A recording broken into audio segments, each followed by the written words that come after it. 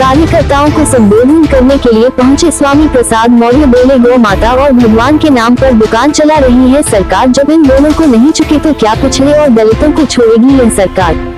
जनपद मैनपुरी के विधानसभा क्षेत्र के ग्राम बहनी स्थित एक डिग्री कॉलेज में समाजवादी पार्टी के राष्ट्रीय अध्यक्ष अखिलेश यादव के नेतृत्व में कार्यकर्ता सम्मेलन का आयोजन किया गया, जिसमें शिरकत करने पहुंचे विपक्षी नेता पद स्वामी प्रसाद मौर्य ने भारतीय जनता पार्टी पर जमकर निशाना साधा। उन्होंने कार्यकर्ताओं को संबोधित करते हुए कहा कि मैनपुरी का उप लोकसभा चुनाव समाजवादी पार्टी के लिए प्रतिष्ठा का चुनाव है। उन्होंने नारा लगाते हुए कहा, मुलायम सिंह यादव के सम्मान में डिम्पल है मैदान में। आज मैनपुरी में नेताजी के निधन के बाद पूरी सीट लोगों के सम्मान और सामान से जुड़ी हुई है, क्योंकि माननीय नेताजी मुलायम सिंह ने मैनपुरी की धरती को अपना कर्म बनाया था। उत्तर प्रदेश की जनता के लिए 55 साल तक सक्रिय राजनीति की थी, इसलिए मैनपुरी का मतलब नेताजी और नेताजी का मतलब मैनपुरी है। उन्होंने बीजेपी पर निशाना साधते हुए कहा कि यह चुनाव इस वक्त हो रहा है। उत्तर प्रदेश और केंद्र में डबल इंजन की सरकार है। उन्होंने भारतीय जनता पार्टी को कोसते हुए कहा कि आज हमारा प्रदेश नौजवानों से भरा हुआ है, लेकिन आज बड़े पैमाने पर नौजवान बेरोजगारी के दौर से गुजर रहा है। सरकारी नौकरी की भर्तियां निकलना बंद हो गई है। इससे साफ जाहिर हो रहा है कि यह सरकार नौजवानों को बेरोजगारी की फौज बना रही है। वहीं उन्होंने कहा, अब वैकेंसी नहीं निकल रही है। टीईटी की परीक्षा हुई, जिसमें 37 लाख बच्चे इस परीक्षा में बैठे हुए थे। इससे सब उन्होंने बीजेपी पर निशाना साधते हुए कहा कि बीजेपी के लोग गौमाता और भगवान के साथ भी राजनीति करने में से नहीं चूकते हैं। भारतीय जनता के लोग राम और गौ माता के नाम पर अपनी दुकानें चला रहे हैं। स्वामी प्रसाद मौर्य ने देश के प्रधानमंत्री नरेंद्र मोदी जी पर निशाना साधते हुए कहा कि आज प्रदेश के प्रधानमंत्री उत्तर प्रदेश के मुखिया योगी आदित्यनाथ सरकारी संपत्ति को अदानी और अंबानी जैसे लोगों को भेज रहे हैं।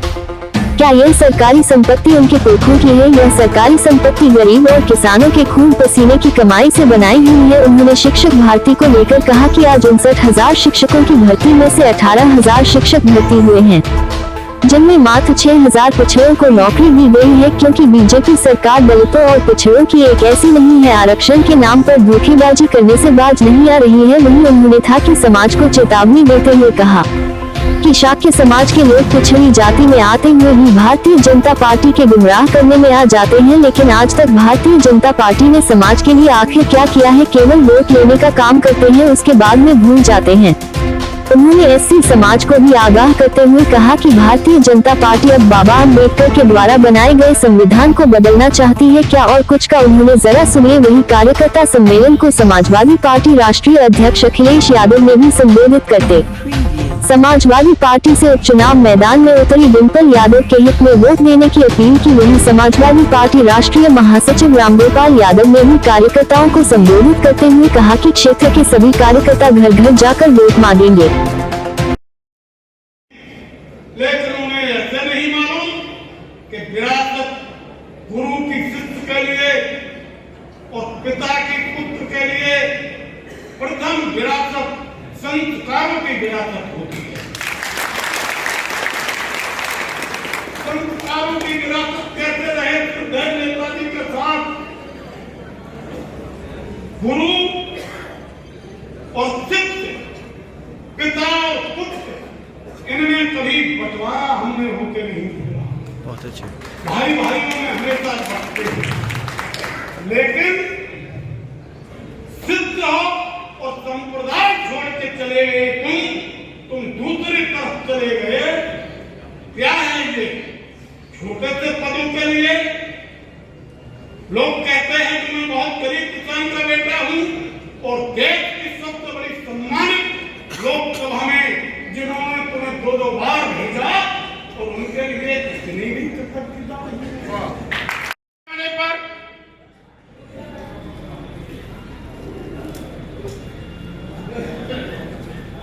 प्रदेश में नौजवान बेरोजगारी के दौर से गुजर रहा है। जब से भाजपा सरकार आई है, तब से सरकारी नौकरियों की वैकेंसीज निकलना बंद हो गई। यहां तक कि ये भाजपा सरकार नौजवानों को बेरोजगार की फौज बना रही है।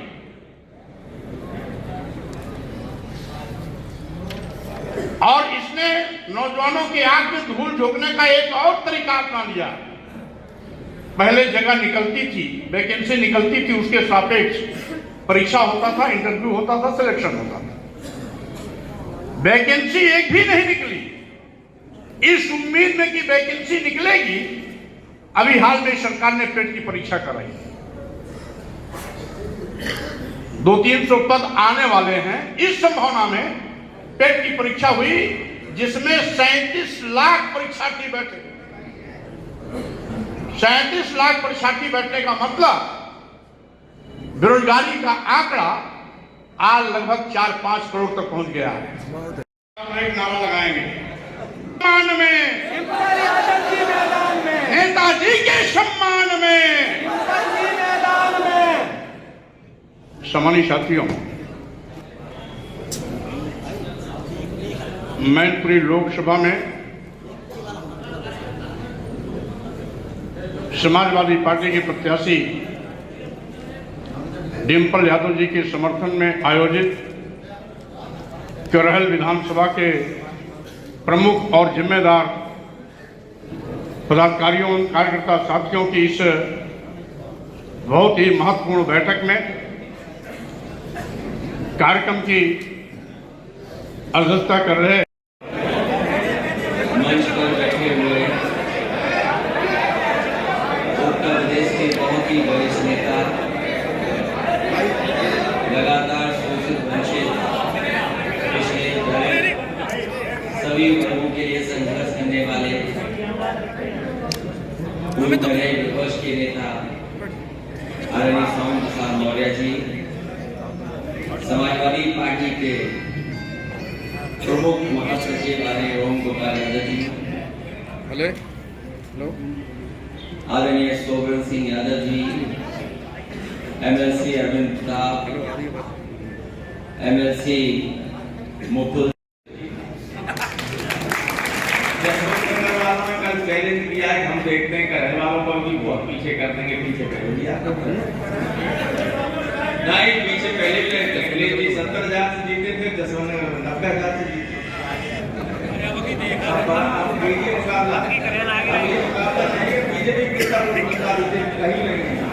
बीजेपी कहीं नहीं, एक आध जगह जीत गई, एक आध पोलिंग में, और हाथ में जोड़ के ठीक कर लीजिए। क्यों हारे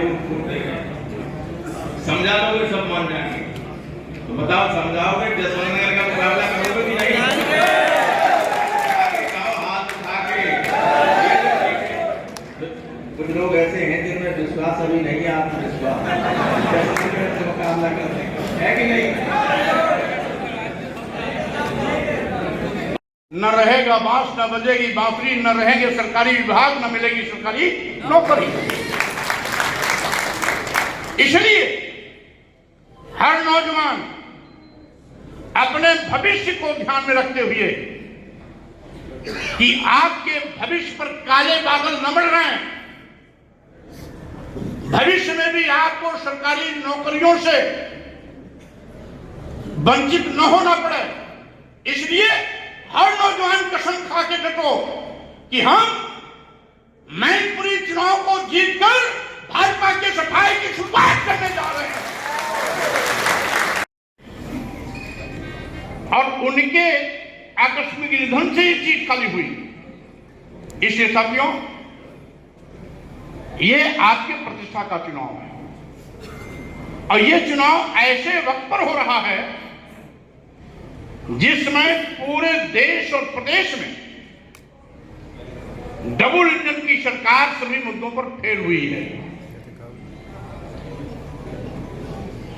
भारतीय जनता पार्टी ने जो वादे किए थे, सभी वादों पर पूरी तरीके से असफल साबित हुई है। मैं ज्यादा अब बहुत देर हो गई, मुझे इतना बोलना भी नहीं चाहिए था। पुणे तक मेरे 20 वर्ष जो गुजरे हैं, सही माने में मैंने अगर कहीं कोई भी संपत्ति अर्जित की है तो वो सब संपत्ति आप ही होंगी। विधानसभा के अलावा और मेरी कोई अपनी संपत्ति नहीं। साथियों, मैं अभी 5-6 दिन से जो चला मैं भरपूर हूं। कह देना चाहता हूं, मैनपुरी लोकसभा की सीट उपचुनाव की ये जो सीट है, ये माननीय नेताजी मुलायम सिंह यादव जी के प्रतिष्ठा और शान से जुड़ी सीट है। ये चुनाव एक ऐसे वक्त पर हो रहा है, अगर मैनपुरी लोकसभा में आपने जीत का बिगुल बजा दिया, डिम्पल यादव जी को सांसद बना करके भेज दिया, तो मैं कह देना चाहता हूं 2024 का लोकसभा चुनाव आपका होगा, किसी और का नहीं होगा। रोज अनुमान लगाना रहते हैं, खासतौर से हमारे मीडिया वाले लोग बैठे हुए दिल्ली से देखते हैं इतनी जाति के ये लोग हैं, इतनी संख्या में ये लोग। ये वो कॉन्स्टेंसी है। इससे पहले जो लोग लड़ते रहे इटावा लोकसभा से और MP बनते रहे, वे 3 विधानसभाओं से 4 से हार के आते थे, तो अकेला जसवंत ने उन्हें लोकसभा में भेज दिया। अकेला आप इतिहास उठा के देख लीजिए, औरैया हारे, लखना हारे, इटावा हारे, और जैसे ही जसवंत ने खुला, जसवंत ने जीत गए, MP हो गए। वो जसवंत नगर मैनपुरी है, और मैनपुरी का इतिहास ये रहा है कि 77 से तो मुझे याद है आज तक कोई भी एक बार को छोड़कर बलराम सिंह यहाँ से कांग्रेस से जीत गए, कभी कोई दूसरा व्यक्ति जीता ही नहीं। समाजवादी पार्टी जब से बनी तब से समाजवादी पार्टी का, और नहीं बनी थी तो जो हमारी जो मूल पार्टी थी पहले की, उससे हुए सारे के सारे यहाँ कोई दूसरा हुआ ही नहीं, कोई सवाल ही नहीं है। और अच्छी बात यह है कि इस वक्त जो बीजेपी का उम्मीदवार, आप उम्मीदवार देखिए बीजेपी के शुरू से लेकर अब तक सबसे कमजोर उम्मीदवार बीजेपी का मैनपुरी का इस बार का उम्मीदवार। इससे तो सारे लोग, ये यहाँ बैठे हुए लोग देख लीजिए, खलीफा से लेके इससे पहले तक जितने उम्मीदवार हुए, उनके सामने ये उम्मीदवार कुछ है? कुछ नहीं, कुछ भी नहीं। तो आप लोग जितने वोटों से जिताते आए, उससे ज्यादा वोटों से जिताओगे कि नहीं जिताओगे? थोड़े थोड़े वोटों से हारे थे, वहां जाइए, लोगों से मिलिए, लोगों को समझाइए, सारे लोग आपकी डिम्पल को वोट देना चाहते हैं। कोई ओवर कॉन्फिडेंस में मत रहिए, लेकिन ये विश्वास मान के चलिए कि आपका उम्मीदवार बहुत बड़े मार्जिन से लोकसभा का चुनाव जीतने जा रहा है। बीजेपी के लोगों के पूरी तरह से डिमोरलाइज कहीं को आप लोगों की तरफ से ये सच्ची श्रद्धांजलि भी होगी। इसलिए साथियों, ये चुनाव बहुत महत्वपूर्ण है। ये भाजपा के लोगों ने कहा था हम किसानों को लाभकारी मूल्य दिलाएंगे, आज तक तो लाभकारी मूल्य मिला नहीं। धान क्रय केंद्र, गेहूं क्रय केंद्र बिचौलियों के दलाली के अड्डे बन जाते हैं। किसान दर दर ठोकरे खाता है, उसके धान गेहूं खरीद नहीं होती है, बिचौलियों और दलालों के माध्यम से खरीद होती है।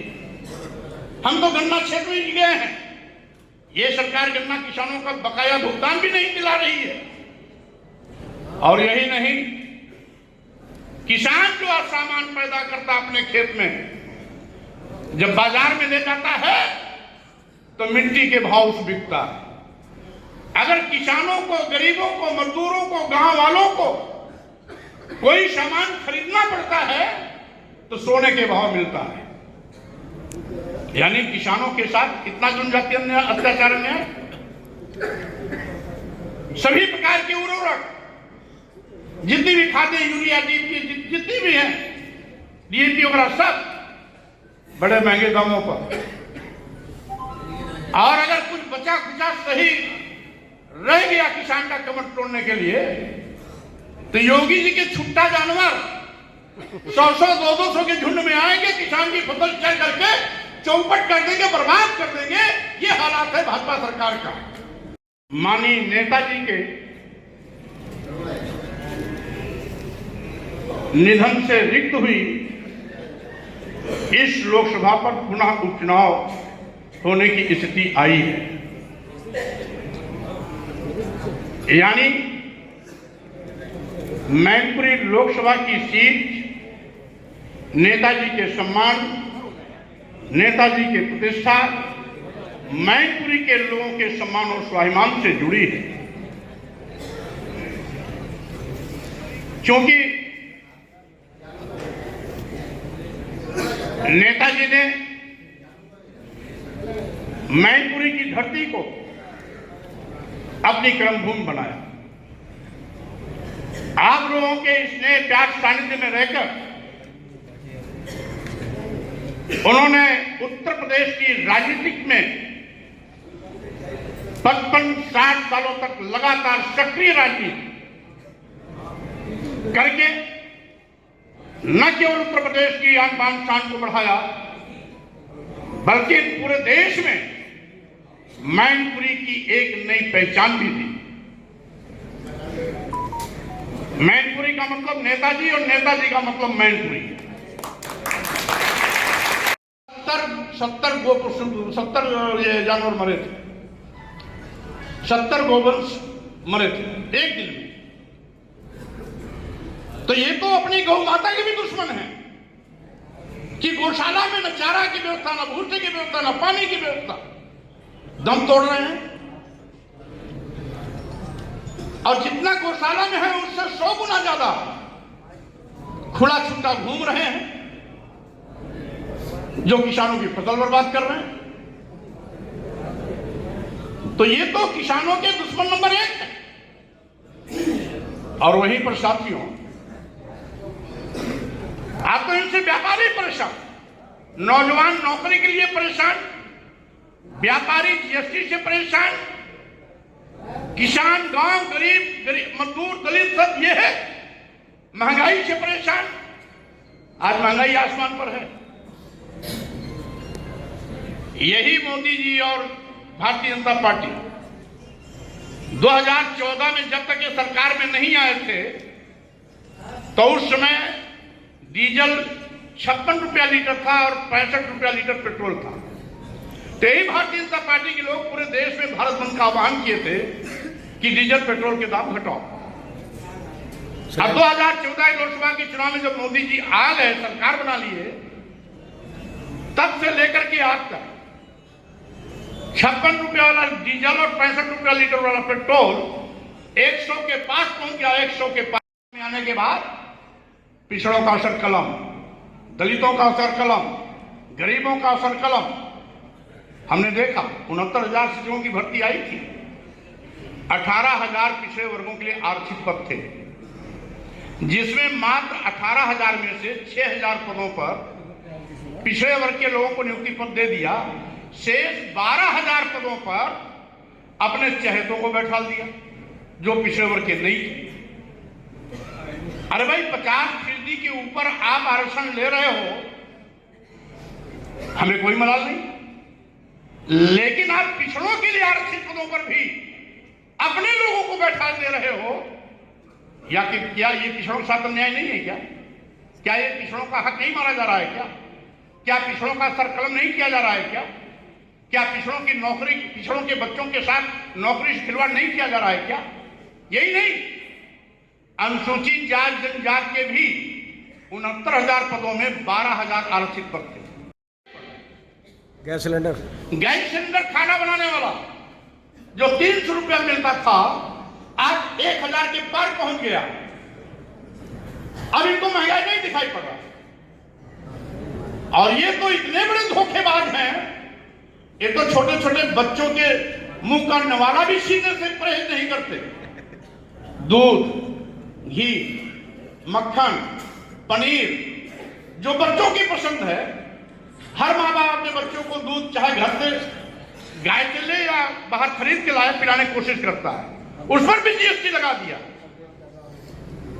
यानी बच्चों के दूध, मक्खन, पनीर पर भी इनको रहम नहीं आया।